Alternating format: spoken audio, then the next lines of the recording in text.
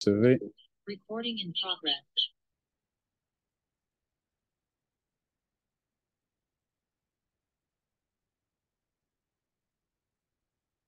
J'invite également les panélistes à activer leur micro pour qu'on effectue un test, un dernier test avant le démarrage dans moins de 3 minutes maintenant. Bonjour Yazid, je suis en ligne. Bonjour Fiacre, merci beaucoup. Bonjour à tous, bonjour Yazid, bonjour Fiacre. Bonjour à tous. Bonjour Nico. Bonjour Dado, bonjour Nico. Bonjour Yazid, bonjour tout le monde. Bonjour Jean-Baptiste. Bonjour Jean-Baptiste. Bonjour Yazid, bonjour Dado, bonjour Fiac, bonjour tout le monde. Bonjour Yves. Merci beaucoup. Donc là, il nous reste moins de 2 minutes. Nous avons 35 personnes qui sont actuellement en ligne. Bon, c'est vrai que c'est samedi, généralement, c'est les activités personnelles qui ont priorité. Mais j'espère que les uns et les autres vont nous rejoindre d'ici là.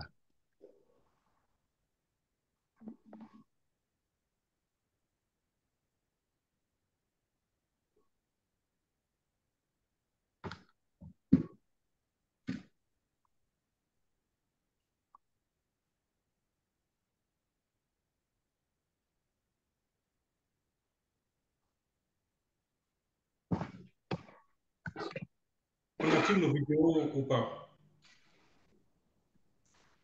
Pardon? On active nos vidéos ou pas besoin? Ah, justement, si on le veut bien, oui, on peut activer.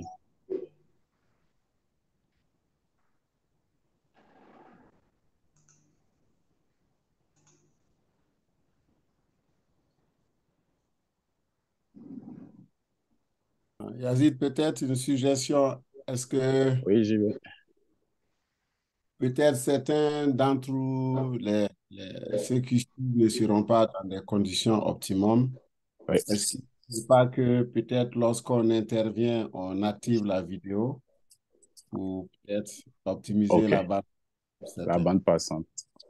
Merci. Après, si tu veux qu'on fasse une photo de famille, on va tous te présenter. OK. Merci. Bon, merci beaucoup, JB. Ben, je pense qu'il est l'heure, 9h temps universel. On va pouvoir démarrer. Les retardataires vont nous prendre en cours de route.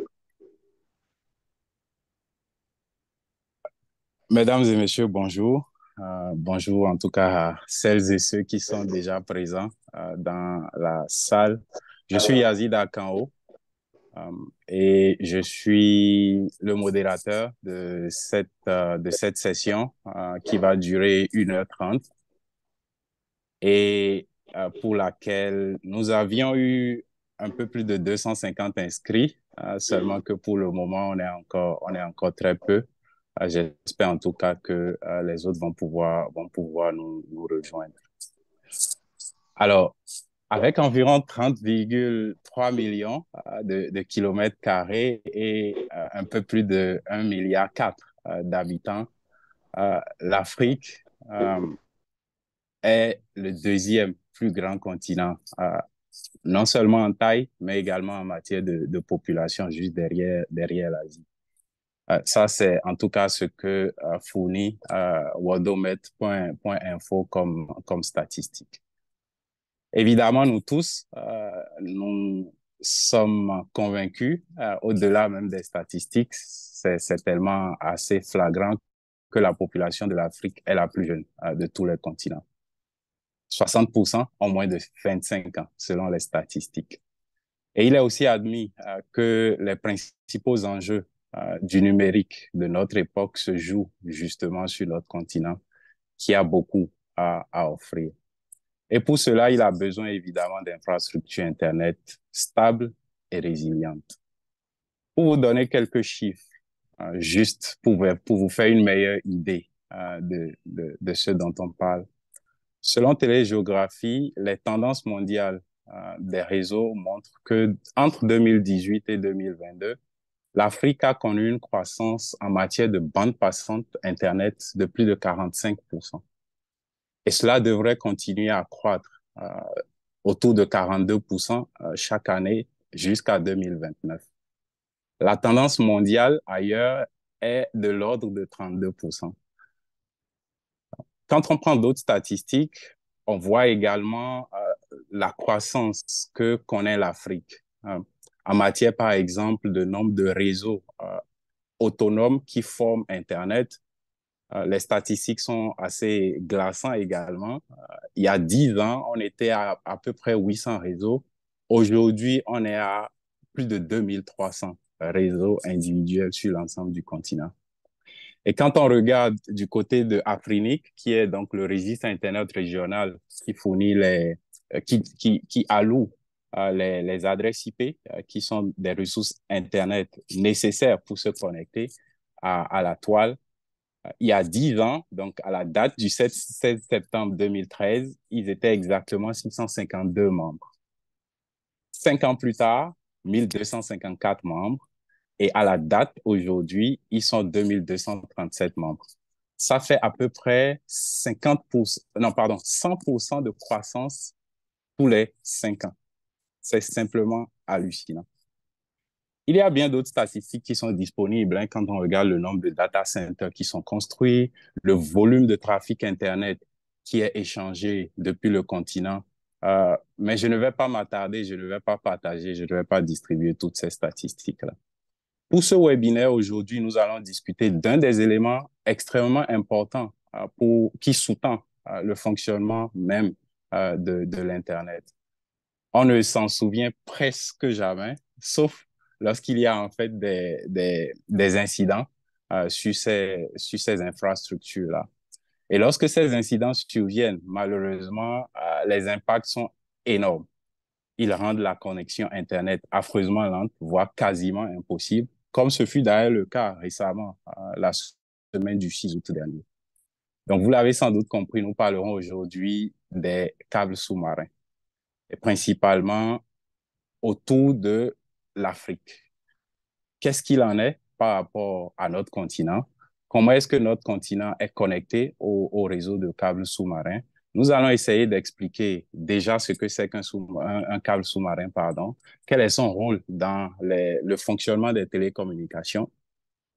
Mais également, nous verrons comment est-ce que l'Afrique est desservie, les initiatives qui sont en cours pour améliorer l'état des lieux. Des nouveaux câbles, évidemment, sont en cours de déploiement. Certains ont certainement entendu parler de Tour Africa et de Equiano, qui sont les deux qui font défrayer la chronique ces 3-4 dernières années. Mais peut-être aussi qu'il faudrait penser différemment Internet en Afrique et ne pas laisser notre trafic aller ailleurs et générer du trafic utile pour que les autres viennent chercher le trafic chez nous. En tout cas, nous allons débattre de tout ça ensemble pendant à peu près 90 minutes. Et pour cela, il y a 5 panélistes qui ont bien accepté de se prêter à l'exercice. Je ne vais pas m'attarder à les présenter, mais je vais tout au moins introduire. Je ne saurais moi-même les présenter mieux que eux-mêmes. On va commencer par Yves Bachiumba, qui est spécialiste du secteur des câbles sous-marins. Il a plus d'une dizaine d'années d'expérience dans les opérations de centres de câbles sous-marins.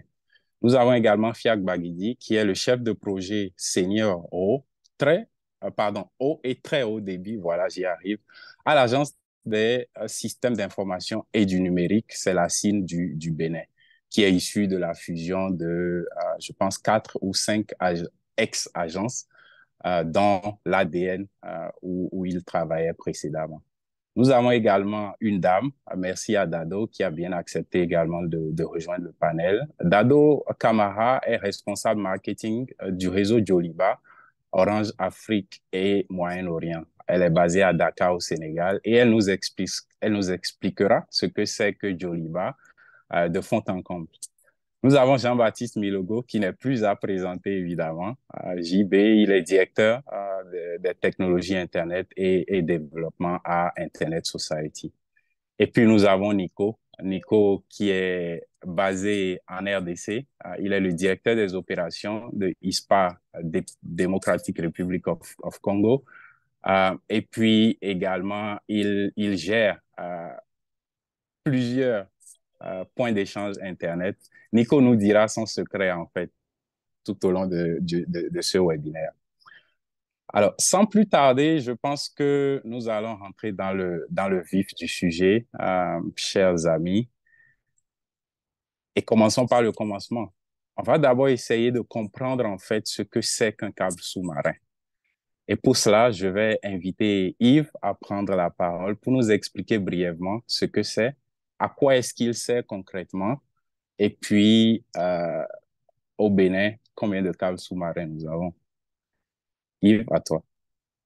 Ok, bonjour Yazid, bonjour à tous et merci beaucoup de nous offrir cette opportunité de parler, de discuter des câbles sous-marins qui constituent aujourd'hui un domaine très peu connu du grand public, mais très utile dans la connectivité et dans l'accès surtout à Internet.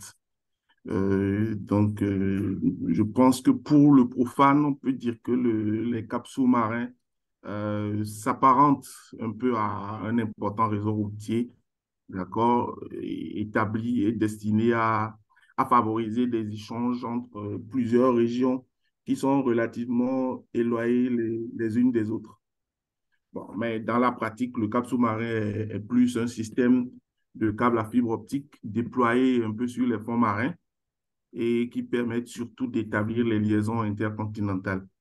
Alors, l'avantage de ces systèmes, les principaux avantages sont plutôt les importantes capacités ou les devises élevées qu'ils offrent. Alors, pour ceux qui connaissent un peu, depuis près d'une dizaine d'années, les câbles auxquels nous sommes plus ou moins habitués sont, par exemple, le WAX, West Africa Cable System, qui connecte l'Afrique du Sud à l'Angleterre.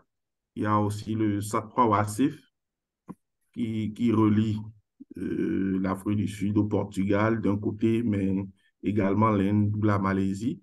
On a ACE qui relie, quant à lui, l'Afrique du Sud à la France, ou encore Tout Africa ou Equiano, comme tu l'as annoncé précédemment, qui sont de récents câbles. Donc, voilà un peu ce qu'on peut dire en ce qui concerne les câbles sous-marins. Aujourd'hui, le Bénin est connecté à deux principaux câbles, qui sont le SAT3 WASIF et ACE. Bon, le troisième câble qui existe au Bénin est à usage privé. Il s'agit de West Africa. Il s'agit de West Africa. Donc, voilà un peu, pour ne pas trop discourir, ce que c'est que les câbles sous-marins et l'état des lieux aujourd'hui de la connectivité du Bénin au câble sous-marin. Merci Yves.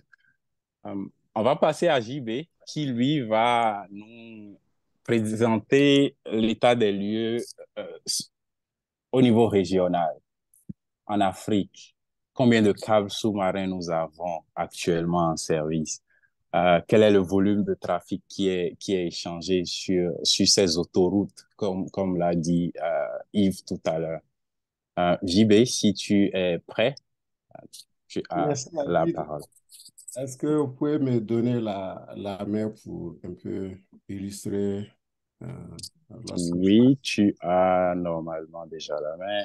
Voilà, tu peux partager ton écran.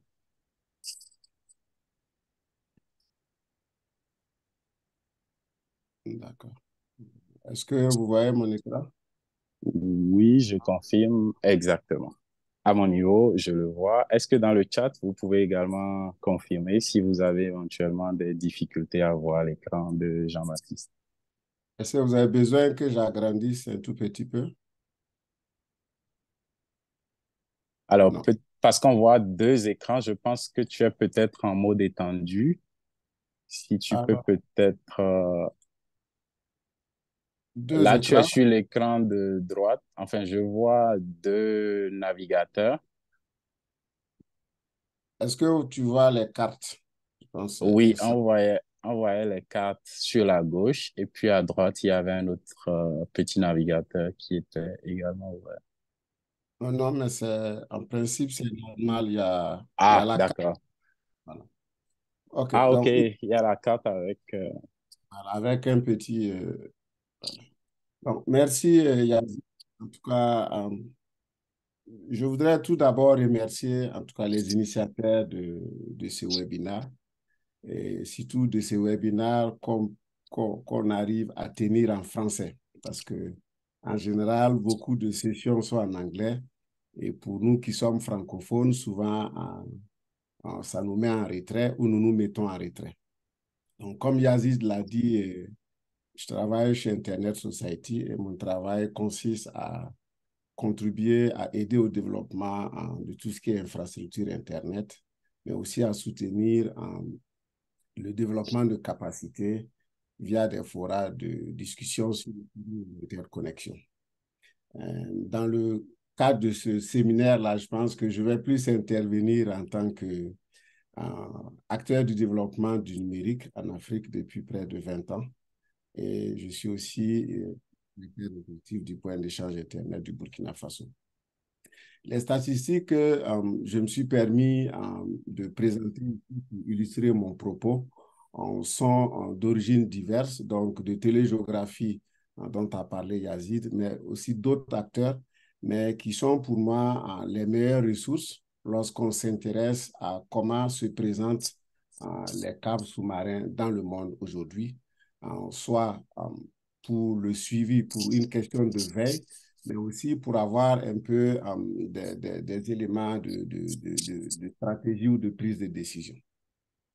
Et donc, c'est l'occasion pour moi de remercier l'ensemble de ces acteurs-là qui mettent à libre accès ces données-là.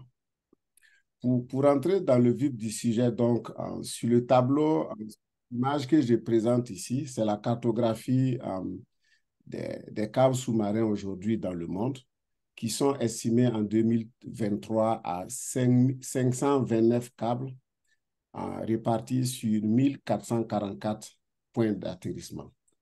Par point d'atterrissement, nous entendons par là les points de, je ne dirais pas de terminaison, mais les points de disponibilité du câble dans les pays.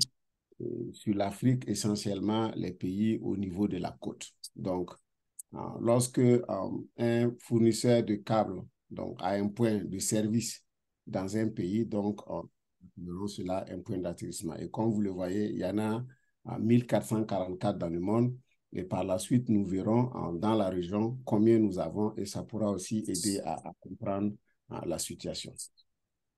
Au-delà de ces plus de 500 câbles, l'autre chose aussi qu'il faut dire et que mon prédécesseur a signalé, c'est que ces câbles contribuent à transporter la voix, les données, donc à nous permettre de nous accéder au centre de données Internet, accéder à Internet. Et nous voyons sur cette carte-là des points de communication. Donc, quand vous regardez sur la zone entre l'Europe et l'Amérique du Nord, vous voyez qu'il y a plusieurs câbles avec des couleurs différentes. Donc, c'est plusieurs câbles faits par des consortiums.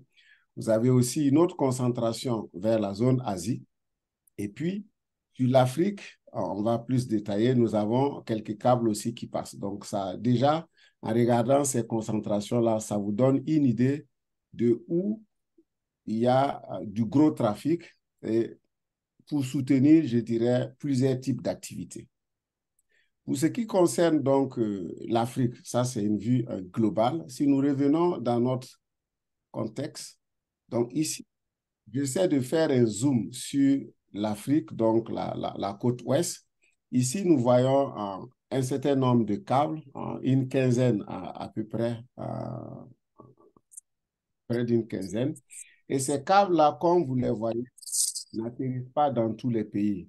Bien entendu, le propos ici ne tient pas compte de tout ce qui est infrastructure à l'intérieur du continent. Donc, c'est les câbles qui sont seulement au niveau sous-marin. Donc, ici, vous avez un certain nombre de pays qui sont traversés et ces pays-là, pour tous les pays qui sont au bord donc, du Sénégal, la Guinée, Libéria, donc vous avez des points d'atterrissement. Mais quelque chose qui est fondamental ici et qui pourra peut-être intéresser la suite des discussions, c'est le fait que dans la plupart des pays, nous avons souvent un seul point d'atterrissement, en dehors de quelques exceptions qu'on peut voir facilement sur la carte, par exemple au Cameroun ou au Nigeria. Donc, vous verrez que dans beaucoup de pays, nous avons un seul point d'atterrissement. Donc, cela va sans dire que ça peut avoir des impacts au niveau de l'exploitation lorsque nous parlerons, par exemple, des incidents. Ensuite, sur ces 16 câbles, nous voyons que en dehors de l'Afrique du Sud, où on a une concentration de plus de 5 points d'atterrissement, la plupart des pays sont en mode unitaire. Cela est dû à plusieurs raisons, donc peut-être la capacité des pays à négocier ou l'intérêt aussi de certains pays lorsque certaines opportunités se sont présentées et qu'ils n'ont pas pu saisir. Donc, à date, nous avons des câbles qui sont sur l'Afrique de l'Ouest. Ici, c'est une cartographie globale, mais sur la slide suivante, donc ici, j'essaie de présenter, de mettre un focus sur les câbles dont vous avez souvent entendu parler des noms. Donc, vous avez SAT3, Glo, Main 1. Il y en a qui sont des câbles anciens, ACE, comme le disait mon prédécesseur, WAX. Et donc, pour vous dire que il y a plusieurs câbles ici qui traversent, qui sont de la côte avec des capacités différentes. C'est ce qui peut expliquer souvent aussi que certains acteurs seront à un moment donné obligés d'aller vers d'autres consortiums parce que la disponibilité sur certains anciens câbles ne sont pas choses aisées, surtout quand on vient au moment où tout est déjà déployé. Donc là, vous avez une idée de ce qui est autour de nous et qui fait que pour une personne assise dans le champ, comme l'image qui est à l'arrière dans mon background, comment cette personne-là fait accéder à Internet avec cette diversité de câbles. Plus en détail sur l'Afrique de l'Ouest, donc avec l'Afrique de l'Ouest, comme je le disais, nous avons plusieurs types de concentration et plusieurs types de directions. De l'Afrique vers, vers l'Europe. Donc, vous avez ACE, WAX, Main 1, SAT3, Equano, tout Africa. Bon, peut-être je vais éviter de donner les noms peut-être des consortiums pour ne peut-être pas faire de la publicité lorsque ce n'est pas explicite dans le nom.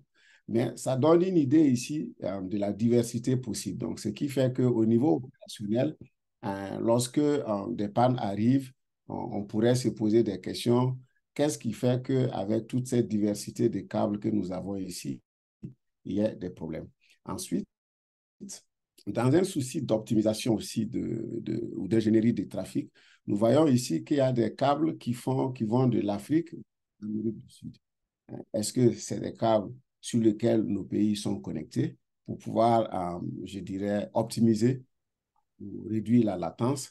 Est-ce que nous sommes toujours obligés de passer par l'Europe pour pouvoir aller vers d'autres pays? C'est des choix qui peuvent être mis dans l'assiette de la discussion lorsque viendra le moment de résilience. Ensuite, vous avez des câbles qui vont vers l'Asie. Donc, si vous regardez si vous référez à la première carte que j'avais présentée, il y avait une forte concentration Europe, Amérique du Nord et un peu vers l'Asie. Ce qui voudrait dire que c'est des zones où il y a des données et ces données-là, naturellement, nous avons besoin d'accéder à ces données-là. Maintenant, quelles sont les possibilités aujourd'hui sur l'Afrique pour pouvoir accéder à ces données en Asie? Est-ce que nous devons nous contenter de ce qu'il y a? Est-ce qu'il y a lieu qu'il y ait de nouveaux consortiums pour pouvoir permettre à nos zones, à nos pays ici de pouvoir accéder à des centres de données ou pouvoir, en tout cas, participer à l'économie numérique? Enfin, vous avez des câbles qui n'ont pas, je dirais, une couverture hors de l'Afrique, mais qui sont à l'intérieur. Glo au Nigeria, Ceiba vers la Guinée équatoriale. Donc, pour vous dire que les câbles sous-marins, ce n'est pas forcément pour aller vers l'Europe. Il peut y avoir des initiatives pour interconnecter les pays africains entre eux. Donc, en termes de diversité, il y a assez de diversité. Nous avons dit qu'il y a un certain près de 16 câbles qui sont là, des câbles qui sont plus anciens, des câbles qui sont récents comme Equanoto Africa. Et sur la zone, vu la configuration du pays, nous avons autour de 10 sites d'atterrissage de câbles. Quand vous vous souvenez qu'au début de la discussion, j'avais dit qu'on a dans le monde 444 stations d'atterrissage. Sur 444, par exemple, dans la région, nous n'avons que 12. Ça vous donne une idée. Il faut appeler ça un manque à gagner ou un gap à corriger, mais ça donne une idée de ce que nous avons. Maintenant, au-delà de cette diversité, comment se fait-il qu'il y ait des pannes? Parce que, bon, quand la diversité est là, en général, on devrait être dans une situation confortable où nous pouvons nous passer des pannes. Mais comme le disait Yazid, en début août, il y a eu une panne qui a impacté des pays de la région Afrique de l'Ouest, l'Afrique centrale, jusqu'en Afrique du Sud. Maintenant, ces pannes-là, qu'est-ce qui explique cela? Plusieurs raisons. D'abord, des causes naturelles. Comme vous le savez, il y a des câbles sous-marins qui ont été installés depuis plusieurs années. Donc, il y a l'usure naturelle sur le temps, je vais dire, ou le besoin de maintenance régulier qui peut impacter ces câbles-là. Donc, de façon naturelle, il peut y avoir des pannes. Il y a aussi les mouvements au niveau fond marin, sous-marin, de sable ou de plaques, donc qui peuvent impacter donc, les câbles actuels et puis provoquer certaines ruptures. Et je crois que le dernier incident dans la zone de DRC était dû à un mouvement de plaques. Après, il y a aussi des impacts qui peuvent abîmer les câbles sous-marins, qui peuvent être liés à des phénomènes solaires. C'est vrai que les câbles sont dans la mer, mais il y a une influence des phénomènes solaires qui peuvent aussi influencer les performances des câbles.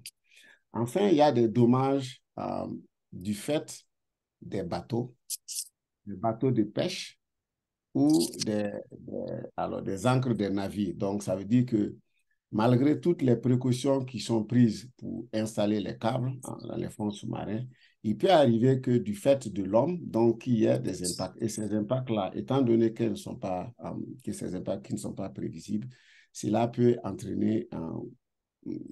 conduire à des impacts importants sur l'exploitation et sur les trafics. Quand Yazid a donné l'estimation de l'évolution du trafic dans le nombre de réseaux uniques connectés qui sont là, ça donne une idée de ce qui peut arriver aujourd'hui lorsque certains câbles se retrouvent endommagés et que les moyens pour pouvoir les réparer ne sont pas quelque chose tout le temps à la porte de l'Afrique.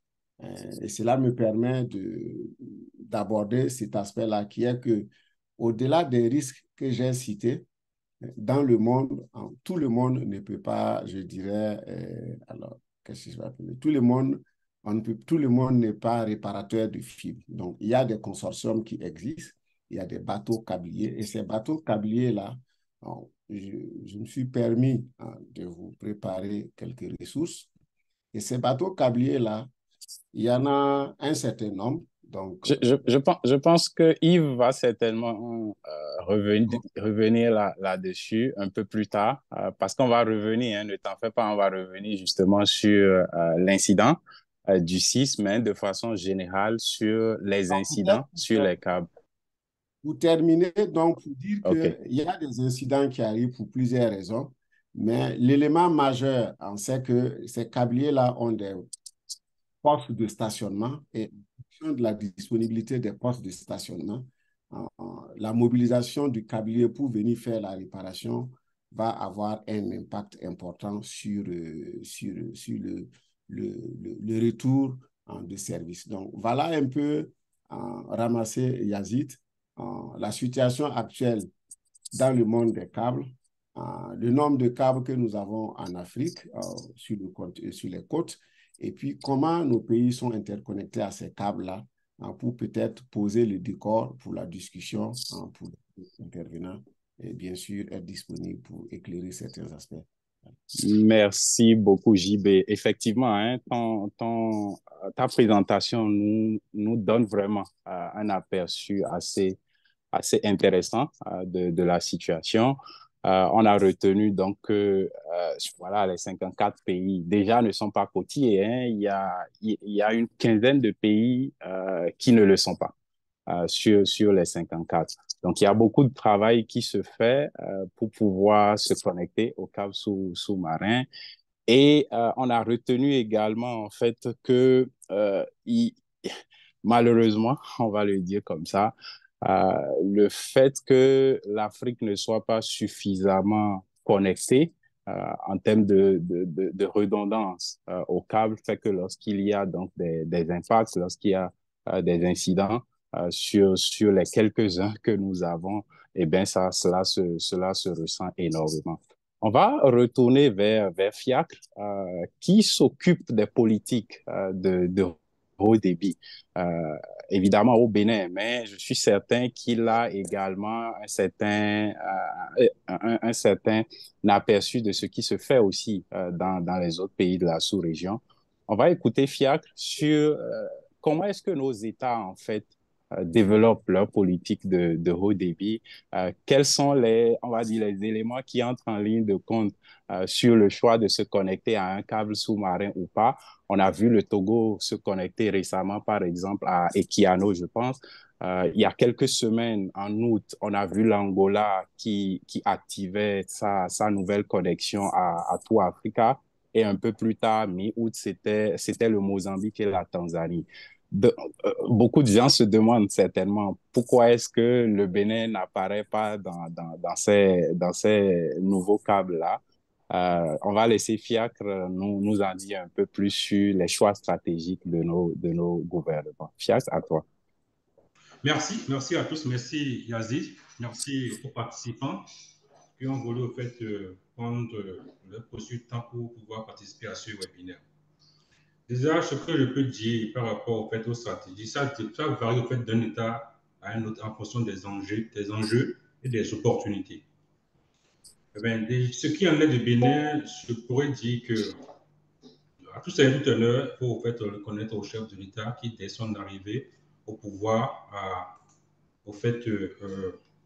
une vision, ça fait une vision au fait du numérique, qui est de faire du numérique, de hub des services numériques en Afrique de l'Ouest. Donc, cette vision s'est traduite fait par des actes concrets, très, très concrets en termes de stratégie, comme tu le disais. Donc, le Bénin, déjà, en fait, par rapport au numérique, a commencé par mettre en place un code de numérique, c'est important pour savoir, en fait, pouvoir savoir dans quel environnement, en fait, le numérique va progresser. Après, en fait, déjà, la loi, il y a la stratégie. Allô, Fiacre, apparemment, oui? tu as un cache sur ta caméra. On ne te voyait pas, on voyait plutôt du noir. Désolé de te couper. Tu peux peut-être réactiver si c'est possible. C'est pas grave, je vais continuer le temps de revenir après là-dessus. Ok, d'accord, il n'y a pas de souci. Donc, il y a en fait vraiment une stratégie en termes d'infrastructure aujourd'hui au niveau du Bénin. Au niveau des câbles. Je vais en fait peut-être commencer par l'histoire pour dire que le Bénin, dans les années 2000 plus en 2002, s'est accordé au câble SAT3. Et dans les années 2016, au câble SAT2. C'est vrai, comme le disait en fait Bachumba, il y a eu en temps un opérateur privé de la place qui a fait atterrir aujourd'hui un câble, un troisième câble. Mais je vous dis que les câbles, dans leur construction, en fait, ont une durée de vie. Donc, c'est fait que le câble SAT3, en fait, déjà, devait en arriver en fin de vie dans les années 2002. Mais il y a eu pour une prorogation jusqu'à 2026. Et actuellement, les discussions sont en cours pour savoir est-ce qu'on va encore proroger au-delà de 2026 ou bien au fait de passer à un nouveau câble SAT4. C'est vrai qu'aujourd'hui, bon, selon moi, mes dernières informations, la décision n'est pas encore actée pour savoir quelle suite au fait donner à la vie du câble SAT3. Mais le Bénin, en fait, n'a pas croisé les bras. Les bras. C'est vrai, tu le disais, qu'il y a l'Angola, le Mozambique qui ont été annoncés par rapport au câble Tour Africa. Le Bénin a souscrit aussi au CAP pour Africa, pour votre information. Ça s'est traduit au fait par un communiqué du Conseil des ministres en décembre 2020, où le Bénin a souscrit au CAP pour Africa. Pour ceux qui ne le savent pas, c'est quoi le CAP pour Africa? Pour Africa, c'est aujourd'hui l'un des plus grands projets au fait de CAP au monde. C'est un investissement au fait de plus de 800 millions de dollars. C'est un câble de 45 000 km qui va complètement ceinturer l'Afrique avec 16 points d'atterrissage au fait en Afrique. Pour Africa, en fait, c'est une bande passante de 180 terabits par seconde. C'est une révolution numérique au fait pour Africa. Et je vous rassure que le Bénin a souscrit au fait à Tour Africa.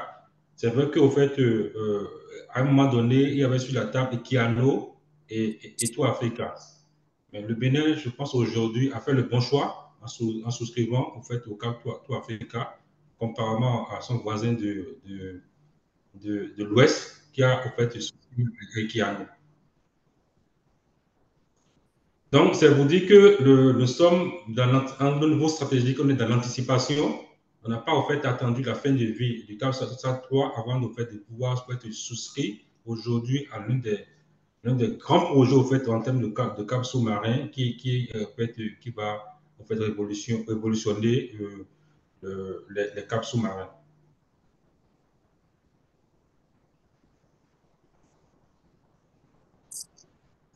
Merci, Fiacre.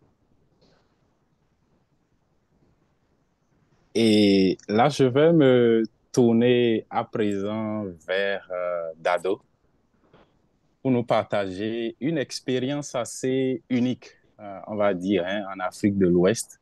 Un peu comme le disait JB tout à l'heure.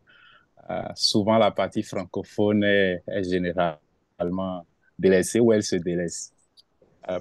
Mais on a vu Orange qui a réussi un pari assez fabuleux, il faut quand même le dire, de construire un réseau qui interconnecte 8 pays, si je ne me trompe pas, et qui s'appelle Joliba.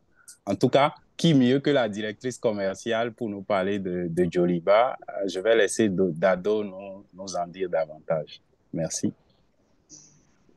Bonjour Yassine, bonjour à tous. D'abord, je souhaiterais vous remercier pour me donner l'opportunité de pouvoir m'exprimer pendant ce webinaire qui est très riche et de me donner l'occasion de parler de Joliba. Donc, Joliba, en soi, on a décidé de le lancer. Pourquoi? Parce qu'on a noté que les réseaux de télécommunications en Afrique étaient construits à l'intérieur de chaque pays jusqu'à ses frontières, donc il n'y avait pas de réseau transfrontalier. Et globalement, les pays enclavés nécessitaient le besoin que certains opérateurs assurent leur connectivité, donc en utilisant plusieurs sorties vers la Côte d'Ivoire ou le Sénégal, à titre d'exemple. Et donc, l'utilisation de ces multiples liens requérait plusieurs négociations, la signature de plusieurs contrats, et ça ne garantissait pas toujours la capacité à 100% disponible, donc ça rendait tout ça coûteux. Et nous avions donc le sentiment que l'Afrique de l'Ouest avait besoin de changement. Et c'est vraiment dans cette optique-là que nous avons décidé de travailler sur Joliba. Comme tu as eu à le spécifier, donc Joliba a été déployé dans 8 pays en Afrique de l'Ouest, donc en Côte d'Ivoire, au Sénégal, au Mali, au Burkina. On a des points de présence au Ghana et au Nigeria. Nous avons l'intention aussi de nous déployer dans d'autres pays dans un futur très proche. Et globalement, Joliba reste quand même le premier réseau transfrontalier sans couture qui vient se positionner comme un outil de démocratisation de la connectivité pour une digitalisation accessible à de nombreuses populations.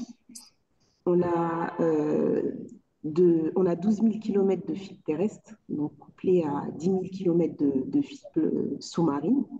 Donc, pour interconnecter justement les sites de nos clients, on peut passer par plusieurs câbles sous-marins, à l'instar de SAT3 et ACE, donc qui facilitent l'interconnexion des sites des opérateurs et des entreprises donc, qui nous sollicitent dans le cadre de Joliba. On propose aussi une panoplie d'offres. Donc, on a de l'EVPN, de l'Ethernet Virtual Private Line, donc, qui est basé sur une technologie IP MPLS pour des liaisons complètement sécurisées sur le backbone. On offre de la capacité allant de 2 mégas à 10 gigas avec un taux de disponibilité de 99,99%. Donc la QoS, elle est très élevée. C'est vraiment un backbone résilient, pardon. Et aussi, on a de l'International Private Line, donc qui offre de la capacité allant de 150 mégas à 100 gigas et qui peut offrir de la sécurité comme de la non-sécurité. Tout dépend du pouvoir d'achat de nos clients. Voilà, de manière globale. Après, on a pas mal de clients qui nous font confiance. Donc, on a plusieurs opérateurs qui ont contracté avec nous, à l'instar de VTS, donc, qui est basé au Burkina Faso. On a CMC Network, on a Afribon, pardon.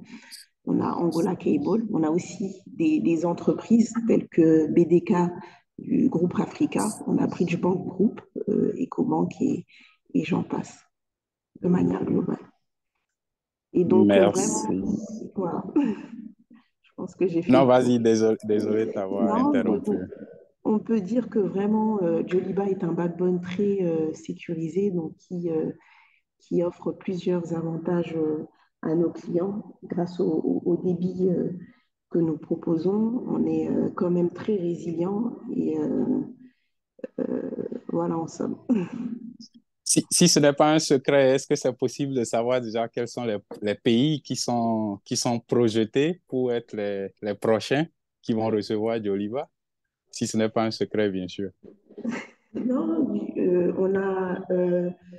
on envisage en tout cas d'être au Togo. À titre d'exemple, on espère très prochainement. Après, on a des partenariats avec d'autres opérateurs tels que Angola Cable et Liquid, donc qui sont plutôt en Afrique de l'Est, ce qui permettra justement une meilleure couverture dans cette région-là et d'être présent un peu partout dans le monde. Ça reste quand même notre objectif.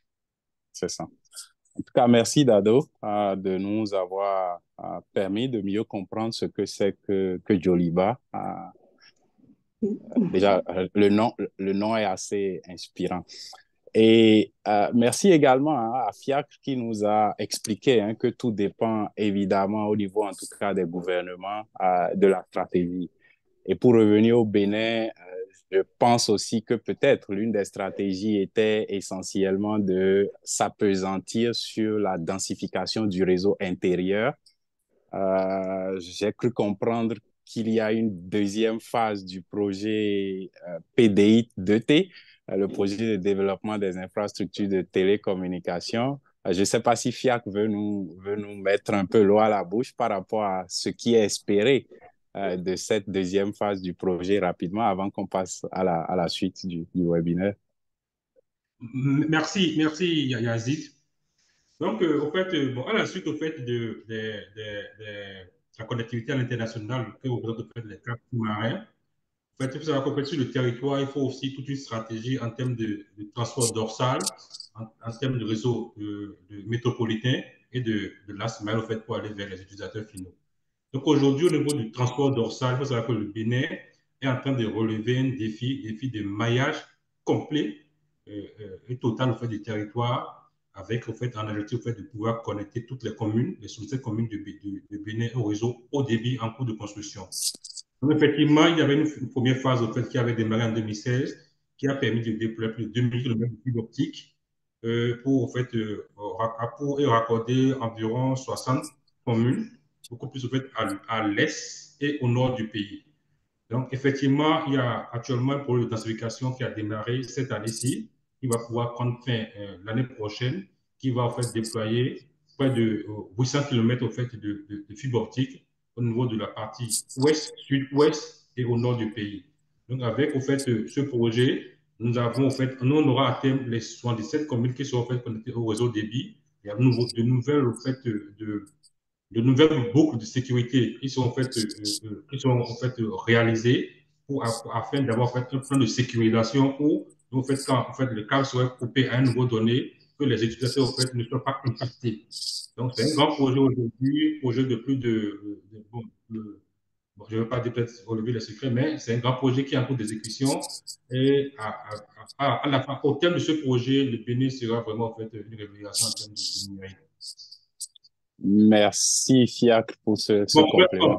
Je voudrais aussi compléter pour dire qu'il n'y a pas que cela au fait, en termes de transport, le transport dorsal, il y a aussi le fait qu'aujourd'hui, le Bénin exploite les câbles de gaz des lignes à haute tension de la CEB.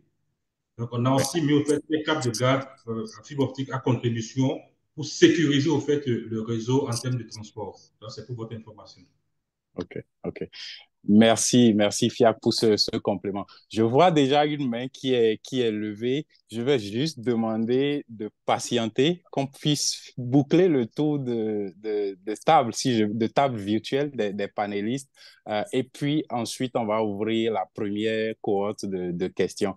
Pierre, un tout petit peu de patience. Je vais m'adresser à Nico, que nous n'avons pas ou que nous avons très peu entendu depuis le début de cette session. Nico qui va nous présenter un peu en fait un autre élément ou une autre partie de cette stratégie globale-là en fait de la résilience de l'Internet qui s'appelle les points d'échange Internet. Nico, veux-tu bien nous expliquer déjà ce que c'est qu'un point d'échange Internet? Euh, Quel est le lien entre un point d'échange Internet et un câble sous-marin? Et bien sûr, encore une fois, livre-nous tes secrets. Comment est-ce que de 0 point d'échange, il y a à peu près une dizaine d'années, tu en es aujourd'hui à 3 points d'échange dans ton pays? Livre-nous tous tes secrets parce que nous avons beaucoup à apprendre. Merci et puis Nico, à toi.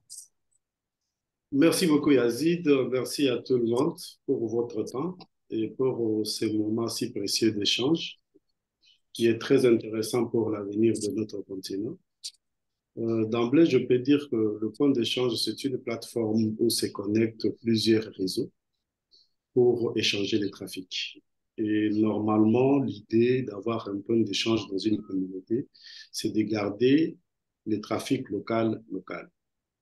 Mais avec le développement des points d'échange, sur le point d'échange, nous avons aussi besoin du transit pour remplir les caches de certains autres acteurs comme les CDN, les fournisseurs de contenu.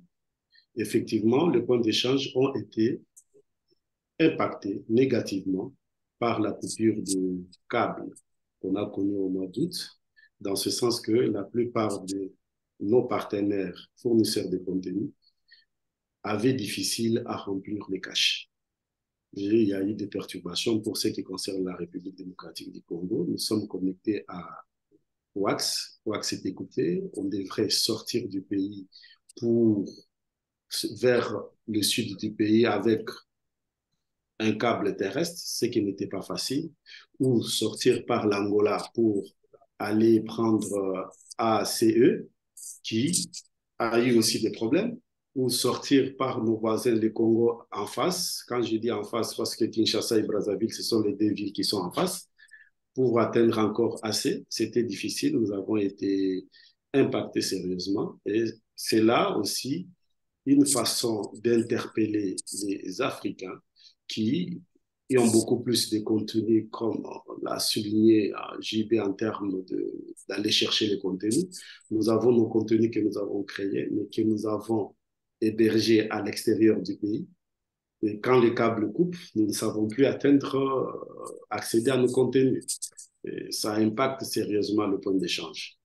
Et si je dois maintenant aborder la deuxième question que vous avez posée, comment partir dans moins de 10 ans de un point d'échange à 3 points d'échange? J'ai dit c'est premièrement un problème qu'on peut situer à 3 niveaux. Premièrement, il y a la confiance qu'on doit créer entre opérateurs qui sont les acteurs principaux pour la survie d'un point d'échange. Il y a, après la confiance, il y a la solidarité qui doit régner entre les opérateurs. Et il y a le troisième point qui est l'appropriation. Je crois, si nous avons ces 3 points réunis, la communauté va développer ces points d'échange. Et là, le rôle peut-être qui est très important à jouer, premièrement, c'est de mettre les opérateurs ensemble. Il faut que les opérateurs se parlent. Il faut que les opérateurs se fassent mutuellement confiance. Il faut que les opérateurs arrivent à décerner quels sont les intérêts communs. Une fois qu'ils se parlent, une fois qu'ils décèlent quels sont les intérêts communs, là maintenant, il se dégage une dynamique. Cette dynamique-là qui est basée sur une solidarité d'ensemble, où les gens commencent à échanger les informations, où les gens cherchent ensemble comment est-ce que nous pouvons regarder dans une même direction. Et là, après, ils s'approprient l'infrastructure qu'on appelle un point d'échange, bien qu'on l'appelle l'infrastructure critique. Ils s'approprient cette infrastructure, ils disent que c'est notre affaire, nous devons nous impliquer pour que cette infrastructure puisse vivre et puisse nous servir. En ces moments-là, on va se reposer. Bon, pour ce qui concerne la RDC, effectivement, nous sommes passés par là. Si vous voyez la création du premier point d'échange, c'était en 2012, jusqu'en 2019 pour créer un deuxième. Et tout ce temps a permis à ce que les opérateurs se fassent confiance, qu'ils dégagent cette solidarité et qu'ils nous poussent maintenant, nous, quand je dis nous les serviteurs de point d'échange, c'est-à-dire nous sommes au service de la communauté. Avant, on allait vers eux, mais maintenant, c'est eux qui viennent vers nous pour nous dire, allez à tel endroit, regardez, si nous pouvons encore avoir un point d'échange, nous sommes à 3, mais ils nous poussent pour aller à un 4e. Et c'est un peu de manière ramassée, le secret qu'il y a, c'est la confiance, la solidarité et l'appropriation. Si on réunit les 3 éléments-là, je crois, le point d'échange vivra et il pourra progresser. Voilà au moins à ce niveau, ce que j'avais à partager avec vous. Merci, Nico, pour cette contribution également. Et je vois que les questions fusent de partout, des questions qui abordent également les aspects économiques qui constituent en fait la deuxième partie donc, de ce webinaire, justement. Mais avant de rentrer dans cette deuxième partie du webinaire, on va écouter Pierre Dangino qui a la main levée depuis, au risque de se fatiguer la main, on va le recevoir. Pierre, j'espère que tu peux activer ton micro. Sinon, je demande à Malik de nous aider à le faire.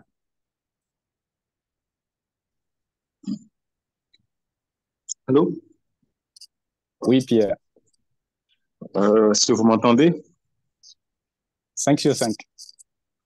Bon, bonjour à tout le monde. Je m'excuse vraiment peut-être d'avoir pas été un participant, on peut appeler ça, organisé ou... Bref, je n'aurais pas dû peut-être lever la main, mais je pensais que le sujet était intéressant et je dois dire que ayant eu l'idée de cette histoire-là depuis le début, je me rends compte qu'effectivement, c'était un sujet très important et je voudrais remercier en tout cas les amis qui ont organisé ce webinaire. Bon, il y a beaucoup de questions, mais moi, c'est beaucoup plus le volet stratégique qui m'intéressait. Et je voudrais remercier bon, les panélistes, en tout cas ceux qui sont déjà passés, en disant que j'ai vraiment apprécié, JB, ce que tu nous as apporté ici et l'ensemble de toute façon. Alors, peut-être, bon, juste la question, puisque on en est là, parce que je ne voudrais pas prendre prendre tout le temps. Alors, une question qui me taraude moi souvent, mais je l'ai déjà dit, là, c'était, j'ai observé ceux qui prennent les décisions au niveau africain, et je me suis dit qu'il y a peut-être un problème de communication entre ceux qui savent et ceux qui prennent les décisions. J'ai été dans cet état de, je dirais, dans ces différents cas, aussi bien en tant qu'ayant travaillé aux Nations Unies et puis étant ailleurs, bon voilà, il y a d'autres chapeaux, que c'est peut-être une façon de, il faudrait une contribution de ceux qui connaissent. Nous avons eu des cas précis. Je ne vais pas vraiment rentrer là-dedans, mais lorsque nous sommes allés à l'Union africaine, par exemple, nous étions vraiment choqués de comprendre que, bon, ben, on parlait de stratégie, mais les gens n'avaient pas intégré tous les volets. Bon, je ne veux pas. Alors, donc, la question pourrait être, pensez-vous, mais c'est peut-être une évidence, que les câbles sous-marins sont un enjeu, n'est-ce pas, de la géopolitique? Ensuite, les capacités locales. On en a parlé, des idées, n'est-ce pas, justement, sur la fondation, je dirais presque, de ces capacités locales-là, en termes de ressources humaines, mais aussi en termes d'opportunités, n'est-ce pas, pour le secteur privé. Je crois qu'en dehors de l'Afrique du Sud, où je connais un opérateur privé, je ne sais pas trop si dans les autres pays, nous avons un opérateur privé qui se soit lancé, justement, dans le business des câbles sous-marins. Alors, comment on peut faire ce genre de choses en Afrique pour qu'on arrête bon, de faire les chiffres de clocher là, par-ci, par-là, et qu'on ait une dimension tout à fait africaine. Hein? On a parlé du flux transfrontalier, par exemple, des données. Très important. Donc, quelles idées vous devez partager? Je sais, c'est assez large comme sujet, mais je ne suis pas déçu que nous ayons choisi de faire ce webinaire. Merci. Merci, Pierre. Effectivement, hein, quand on regarde déjà comment est-ce que stratégiquement, on va dire, parce que ça s'est fait comme ça, les câbles sous-marins aujourd'hui convergent essentiellement vers l'Europe. Et le plus gros du trafic international est échangé justement en Europe. Contrairement à ce que l'on peut penser, identifier les États-Unis, ce n'est pas si vrai que cela. Et là, Pierre pose énormément de questions qui sont toutes aussi importantes les unes que les autres. Combien ça coûte en fait de déployer un câble sous-marin? Est-ce que les consortiums, et JB en avait parlé tantôt, hein, quand on regarde par exemple pour tout Africa, je pense qu'il y a MTN, il y a quelques autres, mais encore une fois, il y a des gens qui ne sont pas africains. Quel est l'intérêt qu'ils ont à investir aussi massivement? On a dit que Equiano, c'est le plus, Tout Africa, c'est le plus grand câble aujourd'hui sur l'ensemble. Quel est l'intérêt qu'ils ont, encore une fois? Il y a un appétit vorace, vraisemblablement, là aussi, qui est en train de se développer. Pareil avec Equiano, c'est Google. Combien ça coûte de déployer un câble sous-marin? Est-ce qu'il est possible, au niveau de la régulation également, et peut-être que FIAC va nous accompagner, va nous éclaircir un peu sur la question, parce que là, on parle des eaux internationales. Comment ça se fait? Auprès de qui il faut avoir une autorisation pour déployer un câble? Et bien sûr, il faut parler de la mobilisation du financement. Est-ce qu'on a des chiffres en termes de montant? C'est vrai que FIAC avait parlé de plus de 800 millions de dollars pour tout Africa, par exemple. Donc, c'est un investissement colossal. Mais oui, comme Pierre l'a dit, si comme en Afrique de l'Ouest en Afrique du Sud et de l'Est a quand même réussi, hein, ça fait plus d'une dizaine d'années que SICOM fonctionne et ça marche. Ils s'étendent d'ailleurs, ils s'étendent. Je pense que c'est pareil également pour quelques autres. JB en avait parlé et je pense que Nico aussi. Donc là, on rentre de plein pied dans les aspects stratégiques, les aspects économiques de notre discussion. La parole est à qui veut la prendre au niveau du panel. Je prends la parole. Je vais prendre la parole. D'accord, Fiat. Je vais remercier le doyen Pierre Dandino. Je le remercie beaucoup pour l'intérêt qu'il porte pour le sujet. Et effectivement, il a été à différentes positions et il sait de quoi il parle. Forcément qu'aujourd'hui, au fait, les câbles sous-marins, au fait, constituent un enjeu géostratégique. C'est très clair. Et parce qui, au fait, qui contrôle les informations, il a le pouvoir. Donc, c'est vrai au fait qu'on contrôle les informations, on aura le pouvoir avec les câbles sous-marins. Et on a vu au fait au niveau de la guerre avec la Russie, entre la Russie et l'Ukraine. À un moment donné, la Russie avait au fait menacé de pouvoir en fait faire interrompre les câbles sous-marins dans les eaux en fait, internationales. Donc, c'est très clair, il y a un enjeu géostratégique derrière. Maintenant, l'autre chose aussi, c'est affaire de moyens. Et comme Yazid le disait, il faut des moyens colossaux en fait, pour pouvoir en fait, mobiliser, pour pouvoir en fait, construire déjà un projet de cap sous-marin.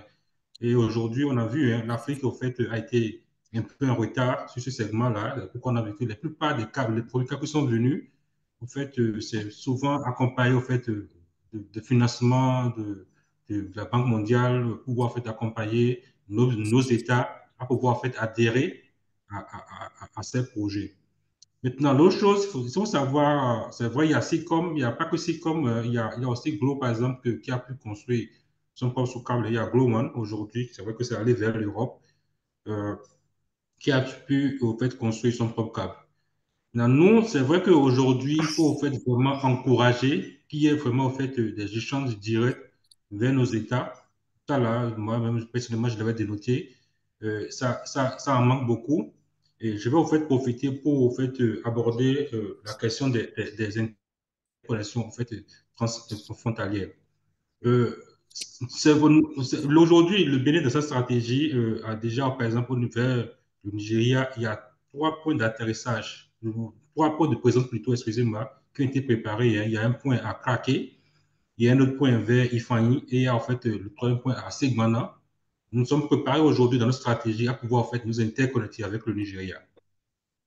Euh, il faut aussi reconnaître que par le passé, il y a un opérateur nigérien privé, parce que j'ai vu dans la question M. Niamosu qui s'intéressait si les privés pouvaient en fait investir dans ce business-là. Il y a un opérateur privé, je crois que c'était Soberban, qui a réalisé en fait, une interconnexion avec le Bénin pour pouvoir en fait, opérer en termes d'opportunités d'affaires. Donc, on reste complètement ouvert au fait, aux investissements privés pour pouvoir en fait, s'interconnecter, pour les interconnexions frontalières et évoluer. Du côté de l'Ouest, au niveau du Togo, dans notre stratégie, il y a 2 points de présence qui sont préparés aujourd'hui. Il y a un qui est à Ilakondi, qui est une réalité aujourd'hui. Le Bénin est déjà interconnecté au Togo par fibre optique pour pouvoir en fait, échanger les données. Et je me rappelle très bien qu'il y a de cela 1 ou 2 ans, il y avait eu des intercoupures où en fait, on a pu en fait, activer des capacités via le Togo pour pouvoir en fait, sortir. Donc là, c'est une réalité avec le Togo au niveau de Ilakondi, mais aussi, il y a aussi un point de présence aujourd'hui à Waké pour pouvoir faire s'interconnecter au Togo. Avec le Niger, c'est une réalité. Le Niger d'ailleurs, en fait, échange son trafic international via le Bénin au niveau de ACE et aussi en fait, des capacités au niveau de SAT3. Maintenant, le dernier qui est le Burkina, le Bénin, en fait, a un point de présence à Porga pour pouvoir faire s'interconnecter au Burkina. Mais il faut reconnaître qu'aujourd'hui, grâce à cause du phénomène djihadiste qui, en fait, qui, qui, qui est une menace pour les 2 pays. Et le Burkina, on a eu, au fait, il y a eu des projets, même des financements où le Burkina devait pouvoir faire s'interconnecter au Bénin à Porga, mais ça n'a pas été une réalité parce qu'il faut traverser une zone, la zone de Koualou, qui est une zone dangereuse aujourd'hui, où, au fait, qui fait que l'interconnecteur le Burkina n'est pas encore une réalité. Donc, c'est pour vous dire que, en fait, tous les axes dans notre stratégie aujourd'hui, au niveau du Bénin, est étudié. Mais l'autre chose, c'est aussi une affaire de business. une affaire d'opportunité d'affaires. Il faudrait qu'il y ait d'abord l'opportunité avant que vous faites les grands opérateurs puissent au fait venir sur le marché. Et quand je dis, je parle de Liquid Telecom.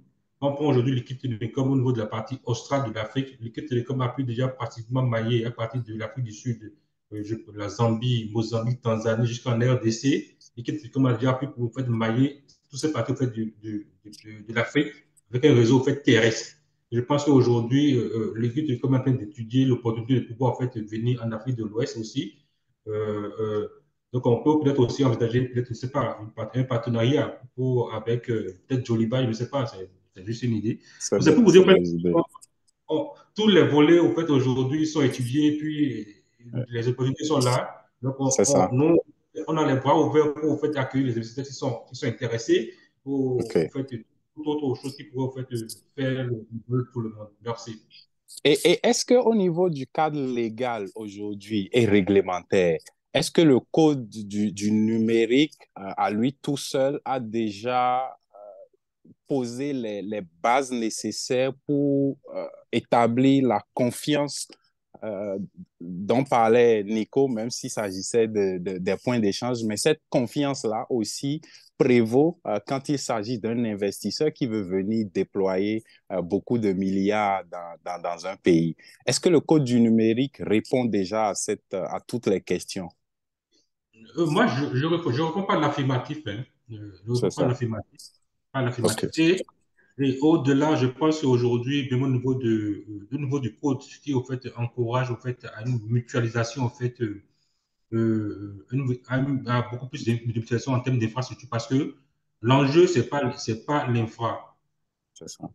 L'enjeu, c'est beaucoup plus les services. Mais si déjà, en fait, on peut au fait mutualiser au fait les efforts pour réduire l'investissement au niveau des infras, pour pouvoir vraiment fluidifier les services, c'est intéressant. Donc, le code aujourd'hui encourage fortement à la mutualisation. Et aussi, au fait, on est en train d'étudier au fait dans quelle possibilité on va au fait avoir d'autres acteurs qui vont beaucoup plus au fait s'occuper au fait du business de l'infra pour permettre au fait aux différents acteurs de services. les services. Donc, justement, il n'y a pas de frein, comme je l'avais dit, par le passé, il y avait l'opérateur. On a déjà en fait des discussions en fait avec des opérateurs pour pouvoir en fait réaliser des interconnexions et tout. C'est ça. Donc, c'est tout à fait ouvert en fait aujourd'hui. OK.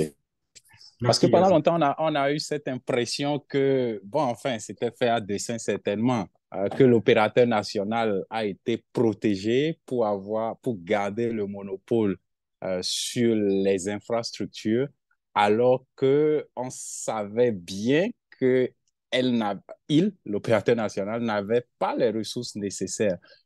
Mais on a gardé un peu trop longtemps le secteur dans ce monopole plutôt que de l'ouvrir. Bien sûr, pas en l'ouvrant à n'importe quel prix. Il fallait mettre les mesures idoines, évidemment.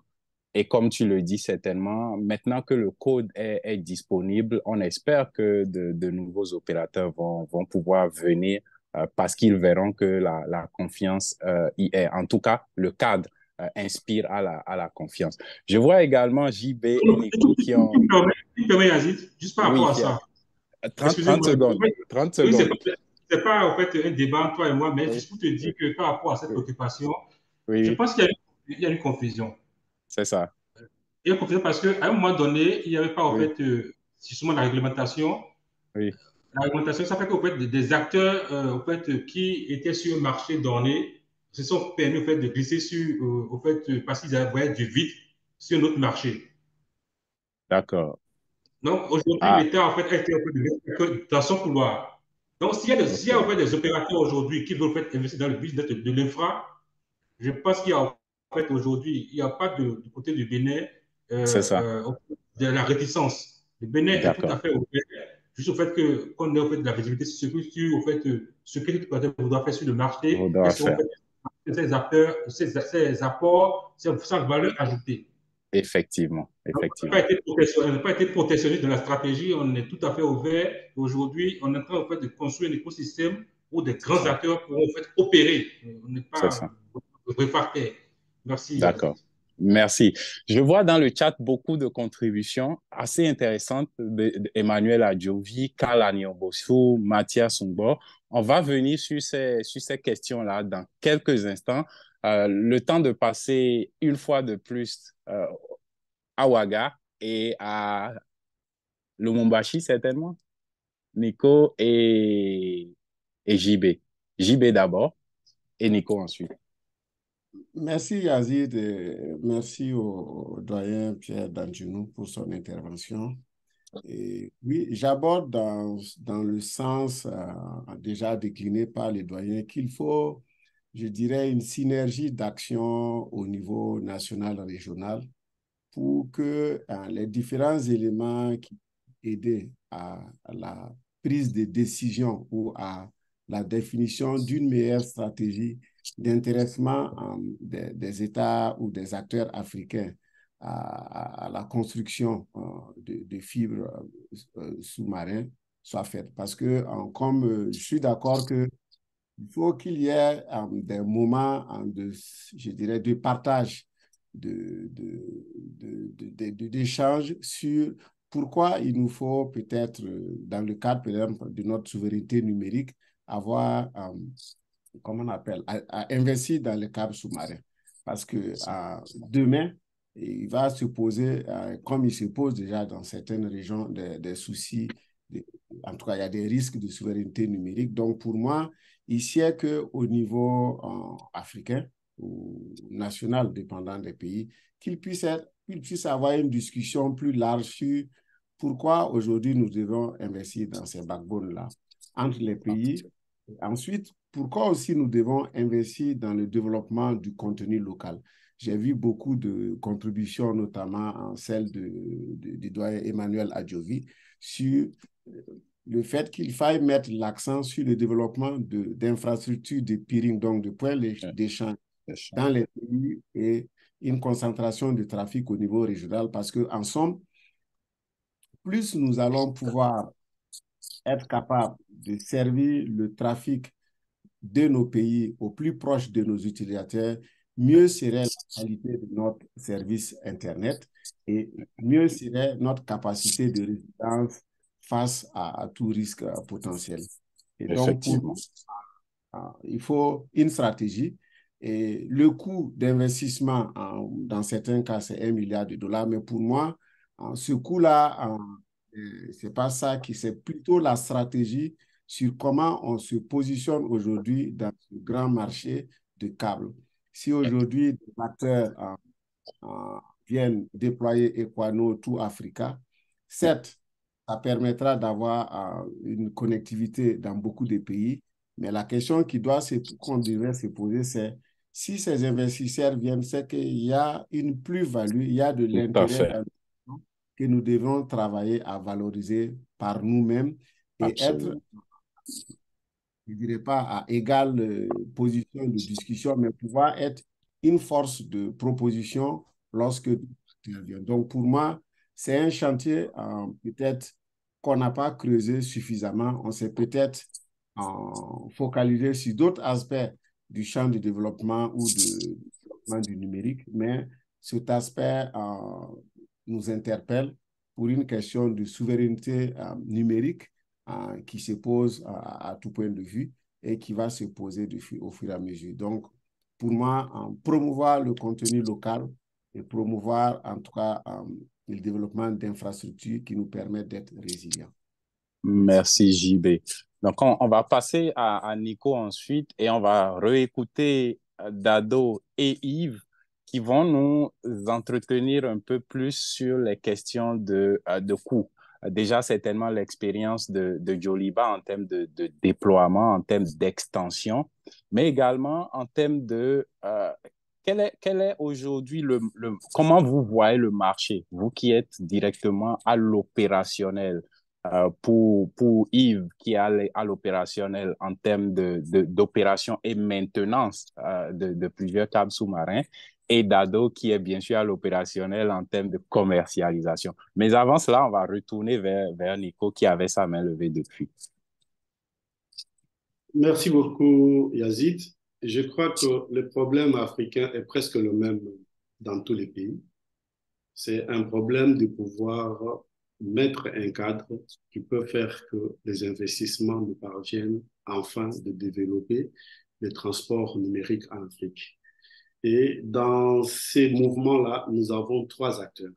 Et souvent, les trois acteurs ne se comprennent pas.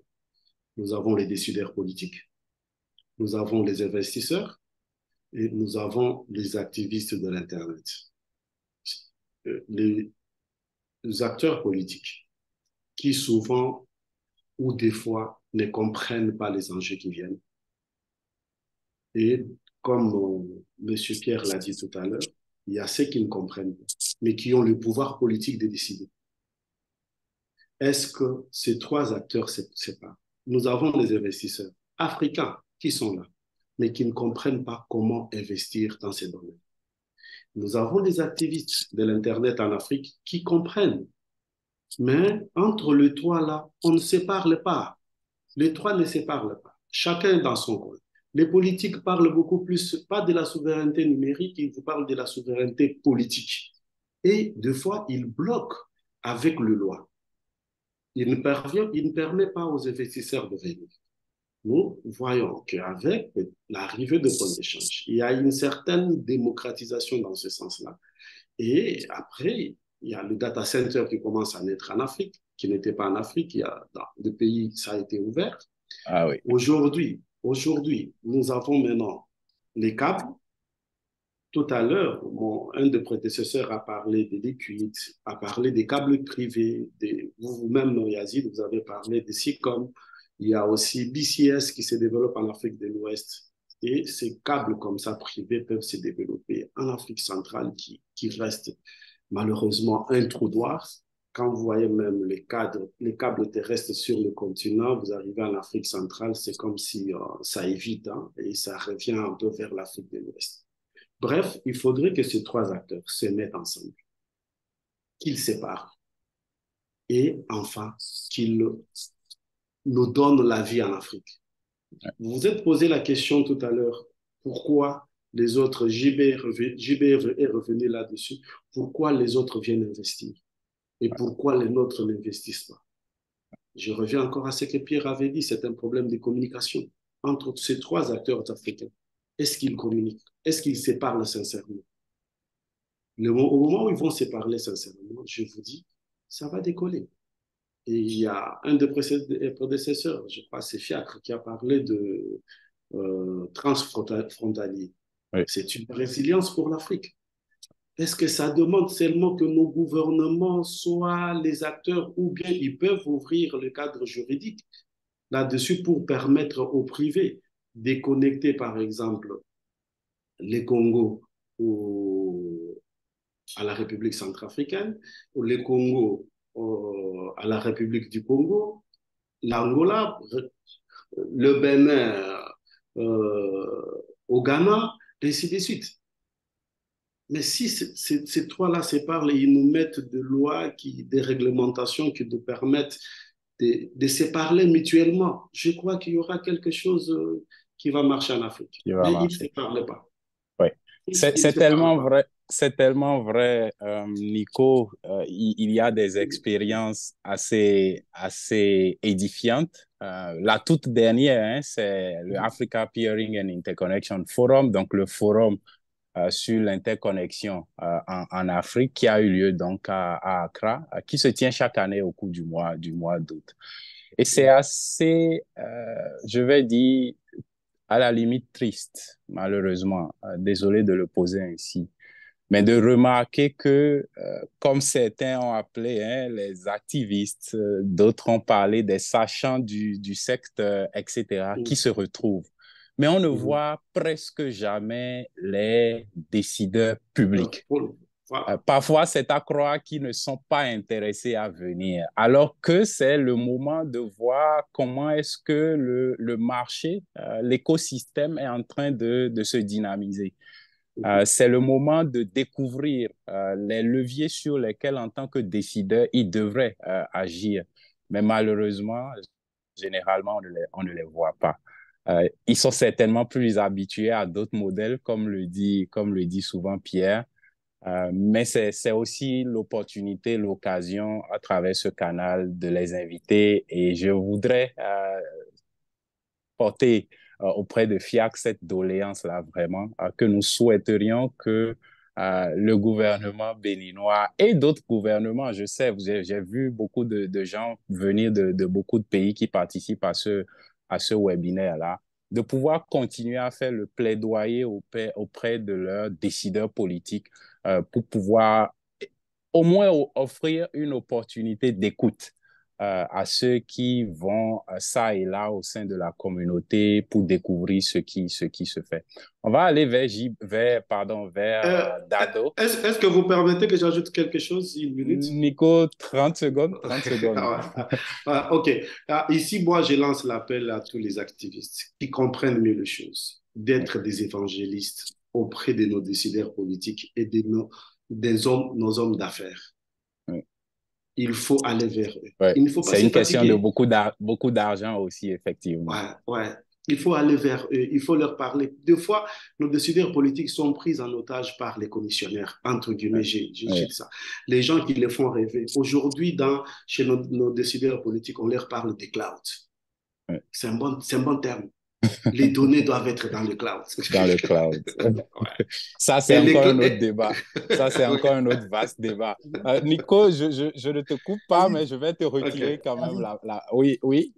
Mais je profite, comme tu parles de AFPIF. Oui, j'y vais.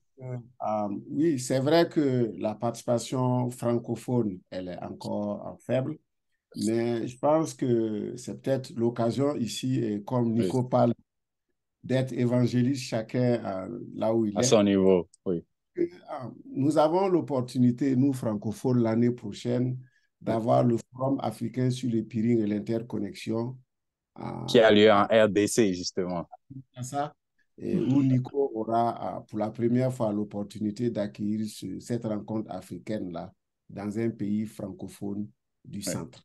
Donc, pour moi, c'est l'occasion pour chacun de planifier, de participer à cet événement-là et d'aller à un brassage avec d'autres experts et puis de discuter avec d'autres et puis de magnifier aussi ce qui est fait dans le monde francophone qui peut être bien à partager et ne pas peut-être se mettre dans cette barrière de la langue parce que les deux langues pour AFIF, c'est le français et l'anglais.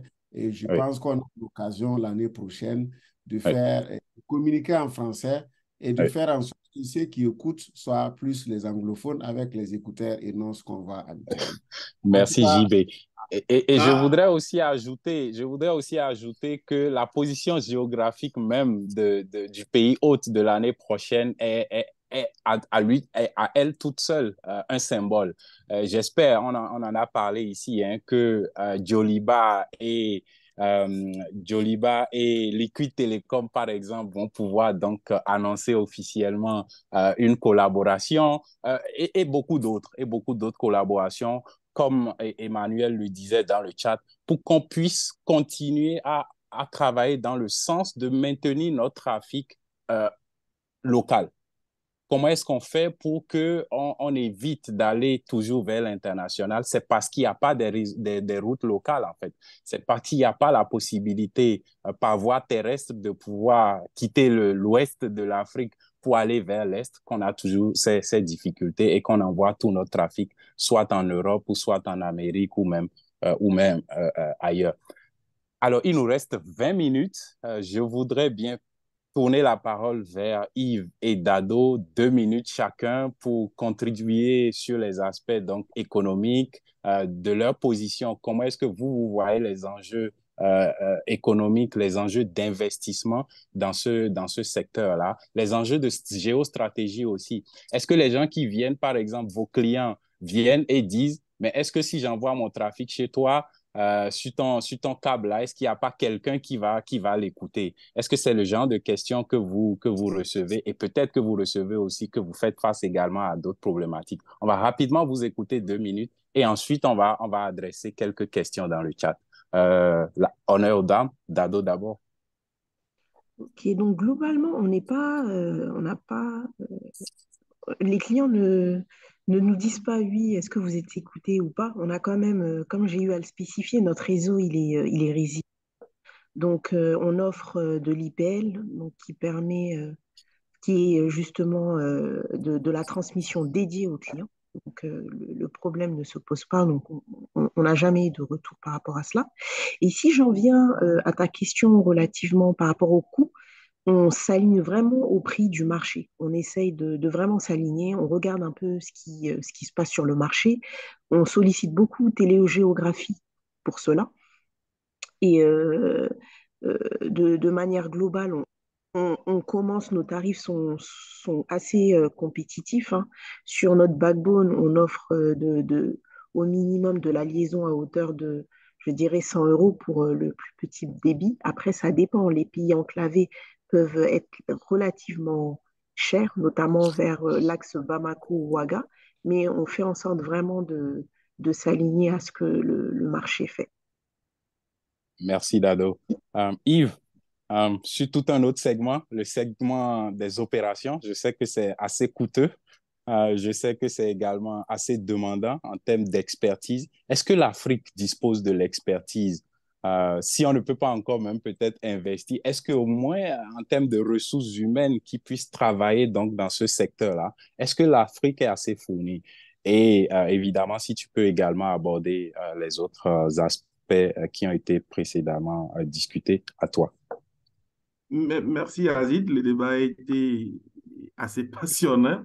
Et moi, je crois que par rapport au point le volet sécuritaire dont tu parlais tout à l'heure, il n'y a franchement pas de souci à se faire à ce niveau parce qu'il ne faut pas oublier que nous parlons en réalité au niveau des câbles du réseau de transmission. D'accord? Donc, les différents opérateurs autres ne se soucient pas forcément des données de ce qu'ils transportent, mais se chargent juste de les transporter en bon état. Donc, comme Dado l'a dit tout à l'heure, je n'ai pas non plus à date eu vent d'une quelconque fuite d'informations ou de données, de quelque sorte que ce soit. Alors, par rapport aux opérations, elles sont extrêmement coûteuses, qu'il s'agisse d'exploitation ou de maintenance, parce que déjà déplacer un bateau spécialisé, c'est-à-dire les câbliers, coûte bien cher. En termes de déploiement également de réseaux de câbles sous-marins, ce sont des équipements qui coûtent très cher. Donc, derrière, c'est bon que nous aspirons tous à déployer des câbles et autres, mais il faut voir les enjeux. Et je pense qu'aujourd'hui, c'est tous ces éléments-là qui constituent des freins au niveau des pays africains. C'est vrai, nous parlons tous des réseaux transfrontaliers pour interconnecter les pays, mais un peu comme le Bénin le fait, le travail doit être déjà effectué en interne. Vous voyez, vous pouvez avoir beaucoup de possibilités dans les pays voisins si vous-même en interne, vous n'avez pas de quoi sortir, cela ne servirait à rien et l'impact sera toujours énorme en cas de coupure. Pour revenir sur les ressources humaines, je crois qu'aujourd'hui, l'Afrique est parfaitement outillée puisqu'il y a plusieurs câbles déployés dans différents pays. Donc, je crois que les ressources humaines existent et il n'y a pas de souci à se faire dans ce sens-là, quoi. OK. Merci Yves. C'est vrai, hein, et d'ailleurs, Emmanuel en parlait dans le chat tout à l'heure. On a eu il y a quelques années, hein, les révélations assez fracassantes de Edward Snowden et qui ne se sont pas arrêtées là. Il y a eu des révélations assez récentes encore, hein, même pendant la campagne électorale américaine. On a vu aussi, hein, l'ex-chancelière américaine, et il y a eu des soupçons d'écoute de trafic sur des câbles sous-marins. Récemment encore, il y a quelques dépêches, hein, qui parlent de l'Inde, qui présentent l'Inde et je pense Maurice, qui sont un peu suspectés, voilà, d'opérations assez douteuses en termes d'écoute sur les câbles, enfin sur le trafic sur les câbles sous-marins. C'est vrai que tout ça reste des suspicions, ça reste parfois de la spéculation, mais parfois il y a des investigations qui sont assez poussées et c'est vrai qu'on ne peut pas forcément toujours tout révéler non plus au grand public, mais il n'y a pas de fumée sans feu, comme on le dit. Ça pourra peut-être faire l'objet d'un autre débat. On va écouter ou on va identifier deux questions assez pertinentes dans le chat. Malheureusement, le temps est passé très vite. Il ne nous reste que moins de 4 minutes maintenant. Je vais demander à Malik de nous lire deux questions dans le chat. Merci Yazid. La première question donc, que je retrouve, c'est celle de Bakary Kouyaté, donc, qui demandait à FIAC comment arrive-t-on à protéger la durée de vie de câbles sous-marins dont la fin de vie était déjà déterminée. Peut-être que Yves veut bien essayer de répondre à ça. Avec bien SAT sûr. 3, par exemple. 30 secondes. 30 secondes. D'accord. En fait, quand on parle de fin de câble sous-marin, c'est juste un jargon. Il faut avouer qu'on estime juste qu'après une certaine durée, que le réseau qui a été exploité, je crois que la durée, c'est relativement de 25 ans, qu'un réseau qui a été exploité, des équipements qui sont restés sous tension pendant des dizaines d'années, soit plus ouvert ou soit plus sujet en fait à des pannes. Donc, c'est dans ce sens-là qu'on parle juste de fin de vie. Donc, cela ne veut pas dire que les équipements ne répondent plus. Les équipements répondent, mais jusqu'à partir de la durée qu'il y aura plus de pannes. Dans la pratique, cela n'est d'ailleurs pas toujours vérifié parce que jusqu'à aujourd'hui, le SAT3 répond toujours très bien. Effectivement. Après, il y a aussi peut-être un petit complément rapide. Il y a aussi que la technologie évoluant, malheureusement, on se rend compte que certaines infrastructures ou certains équipements, comme Yves le disait tantôt, ne sont pas capables de pouvoir transporter les nouveaux types de signaux. Et donc, il vaut mieux carrément déployer en fait un nouveau câble. Une autre question, Malik. Modérateur, si tu permets. On n'a vraiment plus de temps et il y a eu beaucoup de questions dans le chat. Ok, j'y vais. Deux secondes. Il faut d'abord, s'il y a nécessité d'avoir du trafic sur les câbles, à mon avis, il faut mettre l'accent sur la diversification. Parce qu'il y a des acteurs qui sont restés sur des anciens câbles qui ont eu leur moment de gloire, mais aujourd'hui, ils doivent diversifier. Ça, c'est une stratégie de diversification parce que quand il y a des incidents, il y a des opérateurs qui sont arrivés à déplacer leur trafic sur les nouveaux câbles. Ça, c'est le premier point. Secondo, moi, je pense qu'il faut développer le service local parce que plus Internet servi dans nos pays va être localisé dans les data centers locaux, le volume de trafic qui va rester à l'international devrait être faible. Ça fera que le besoin en investissement dans les câbles intercontinents va être moins, va permettre d'avoir plus de saving en CAPEX, OPEX. Il faut qu'on investisse dans le développement du continent. Non, mais Jean-Baptiste, est-ce que ce n'est pas à date, est-ce que ce n'est pas un peu utopique de penser que la façon que vous présentez, qui est idéale aujourd'hui. Il n'y a pas d'utopie. Le problème, c'est que nous n'avons pas défini une stratégie. Et c'est vrai que le temps ne nous a pas permis. Le temps ne nous a pas permis de parler de la stratégie 50-50. Développer une stratégie locale. Parce que, en fait, l'Internet que nous partons chercher chez les gens, mais c'est du trafic local qu'ils ont constitué qu'on va chercher. Oui, j'y vais. Je vais devoir interrompre parce que le temps est déjà passé. On n'a pas eu le temps, effectivement, de discuter de la stratégie 50-50 de Internet Society. J'ai vu également Mathias qui a parlé beaucoup de est-ce que un point d'échange Internet vaut la peine si ce n'est que des CDN, des contenus internationaux qui y sont. Je sais qu'il y a beaucoup d'exemples, de points d'échange qui ont prouvé effectivement que du trafic local est effectivement échangé et que ça a un impact positif sur l'économie, sur la bande passante qui est payée chaque mois par ces opérateurs-là. Mais je sais que tu as beaucoup à dire. On va discuter en interne pour voir En comment fait, ça, c'est un organiser point un autre. important, en fait, sur la nécessité des XP. En fait, il faut Oui, comprendre effectivement. On, la on va, on fonction va de organiser base un autre, on va organiser un autre webinaire, de s'il te ce plaît. magazine. Il- il- La OK, OK, fonction 30 de secondes, base 30 d'un secondes, XP, j'y vais. ce n'est pas des caches. La Ouais. fonction de base d'un XP, c'est de permettre à des opérateurs nationaux d'échanger entre eux. D'échanger, Or, ce effectivement. trafic-là, nous avons dans les serveurs gouvernementaux, nous avons Oui, dans les banques.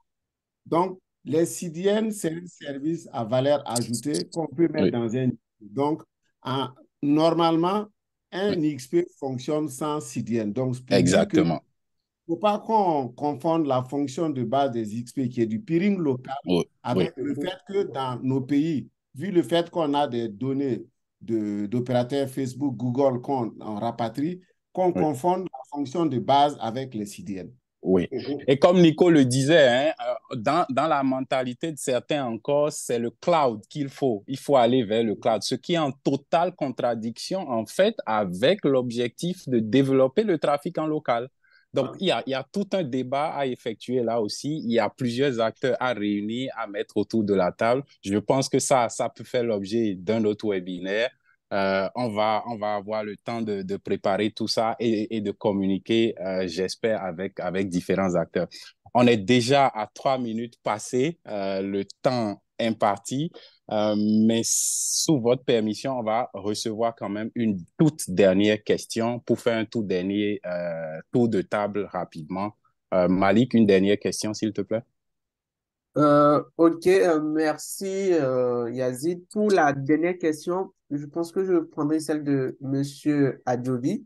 Donc, qui demandait quel est l'intérêt de cette cité pour l'accueil de Tout Africa et d'Equiano.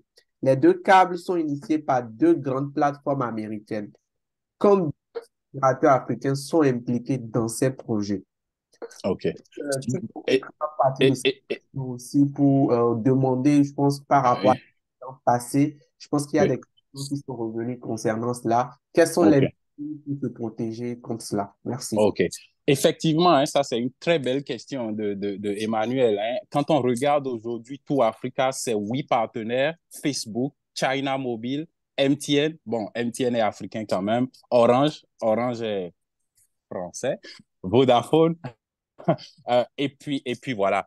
Donc, effectivement, la question, elle est toute posée. Chers panélistes, est-ce que vous avez une contribution et profitez pour faire votre mot de fin, s'il vous plaît? On va commencer par Yves. Ok, moi je crois que la question elle est pertinente, mais je pense que le succès de ce câble-là aujourd'hui est plus dû aux besoins des États de rester connectés.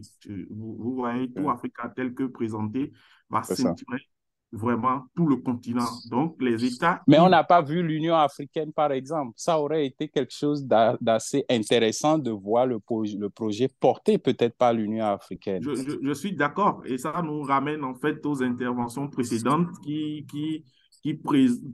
trouvent que les acteurs, surtout politiques africains, ne semblent pas vraiment prendre la mesure de ces infrastructures-là et ne pensent qu'à la souveraineté politique, quoi. Donc Ouais. aujourd'hui, c'est malheureux, mais les États veulent s'occupent plus de la connectivité, ce qui fait que tout le monde aujourd'hui y trouve pense plutôt que c'est intéressant de te connecter à tout Africa parce qu'on aura OK. beaucoup de portes de sortie. Par rapport Merci Yves. au- Merci Yves. On va passer à Fiac. Je sais qu'on a beaucoup à dire encore, mais le temps est malheureusement contre nous, je vais dire comme ça. Fiac, à toi. 30 Oui, secondes. merci Yazid. Bon, moi, je dirais au fait que le tigre ne propage pas sa tigritude. Donc, si l'Afrique veut au fait vraiment s'impliquer, c'est pas les actes. Nous ne restons pas encore au niveau activiste ou bien au niveau discours. Posons des actes à pouvoir au fait mieux apprécier. Merci beaucoup. Je vous remercie pour avoir organisé ce panel, c'est vraiment intéressant. On a vu qu'il y a Merci. beaucoup de préoccupations. Ouais. J'espère bien qu'il y aura encore d'autres pour lesquels nous allons pouvoir en fait, nous enrichir intellectuellement. Merci Merci au doyen, Pierre, Pierre. Pierre Danginou et aussi au DG à Kal Anyamboso. Merci. Merci Fiac. Dado, à toi. Mot de fin. Ben, écoute, oui, effectivement, bon, je trouve que le fait qu'il y ait tout Africain peut être une bonne chose dans la mesure où ça va nous permettre d'accroître le trafic vers les autres pays d'Afrique. Et donc, voilà, en somme, et, je rejoins aussi l'idée de Fiacre et de Nico. Et je tiens à te remercier d'avoir mis en place ce webinaire et j'espère qu'il y en aura plein d'autres et qu'on Merci. pourra Merci. contribuer justement à mettre en avant nos idées. Merci. Jean-Baptiste, 30 secondes. Oui, merci Azid et merci en tout cas à tous les participants. Pour moi, voir tout Africa Equano ici, pour moi, ça doit nous interpeller sur deux choses. Nous interpeller à savoir qu'il y a notre continent, peut-être l'avenir encore sur ce domaine-là, et nous interpeller à définir des stratégies de développement endogène et des stratégies qui nous permettent de garder du trafic en local. Parce qu'au fond, lorsque ces acteurs-là déploient les fibres en venant vers nos pays, ils vont en fait déporter une partie de leurs data centers en créant des Oui. pop shops. Voilà, ça c'est encore toute une autre problématique qu'on voit naître ramener aujourd'hui. une infra chez nous Oui. qui va sûrement collecter des données. Donc, s'il n'y a pas de stratégie d'exploitation, de protection des données qui sont collectées, on va se retrouver peut-être avec du saving parce qu'on ne va plus payer pour partie puisqu'ils sont déjà là. Mais pour moi, Mais la en fait, question fondamentale, c'est définissons une stratégie, développons du contenu local pour avoir, je dirais, comme on appelle, une souveraineté numérique dans la durée. Et ne pas merci JB. Merci JB. Nico, 30 secondes, s'il te plaît. Oui, merci beaucoup Yazid. J'aborde dans le même sens que JB, que mes prédécesseurs. Tout Africa et Kano, c'est une bonne initiative, c'est bien, mais c'est une interpellation plutôt pour les Africains. Les autres voient là où nous allons, mais nous ne voyons pas là où nous allons. Nous devons nous lever pour voir là où nous allons. Merci. Et aussi, un vœu, c'est de voir cette rencontre se perpétuer et s'élargir prochainement, comme JB l'a souhaité, que ça soit une rencontre pour les francophones. Que ça ne Merci. soit pas pour le Bénin, que ça soit pour les francophones, que les francophones se rencontrent, que les francophones se réveillent, que les francophones qui sont en retard par rapport aux anglophones se rattrapent. Merci. Merci. Merci, Nico. Merci vraiment à toutes et à tous, surtout à vous qui avez accepté de rester encore au-delà du temps qui était prévu. Pour la petite histoire, comme Pierre l'a dit, c'était quelque chose qu'il nourrissait depuis très longtemps. Il a fallu l'incident sur les deux câbles sous-marins ACE et SAT-3 pour qu'au niveau de la communauté donc du BJNOG, que la discussion puisse éclore. Voilà, c'est parfois aussi, il faut des incidents pour que les choses puissent se produire. Merci à BJNOG, merci au chapitre Bénin de l'Internet Society qui ont accepté de travailler ensemble pour qu'on puisse produire ce webinaire. Et j'espère que nous en produirons beaucoup d'autres. Sur ce, c'est la fin de ce webinaire. Merci à toutes et à tous et puis joyeux week-end. Portez-vous bien.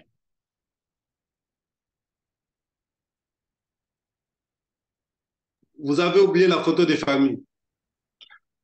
Ah oui, mais je pense que Malik a déjà subtilement pris la photo de famille. Non, on allume les caméras quand même. Ah, d'accord. Alors, pour ceux qui sont encore là, peut-être. Ouais. Pour ceux qui sont encore là. Voilà. Là, Malik peut prendre la photo des familles. Donc, Malik, si tu es toujours là et que tu peux prendre la photo de famille.